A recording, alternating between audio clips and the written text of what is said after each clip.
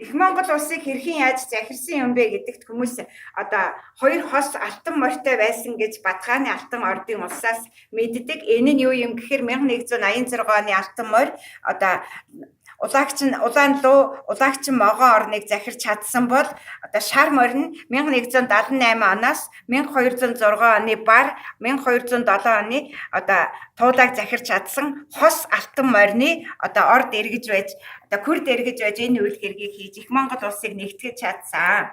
Үүнийг өнөөдөр хүртэл ойлгохгүй.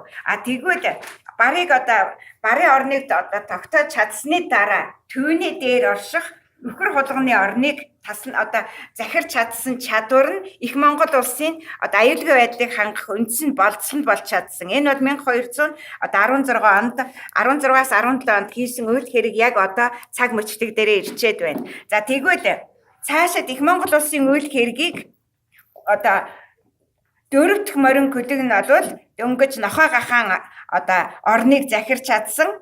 Ингэсний дараа зөвхөн 1234 оны одоо Көх морин жил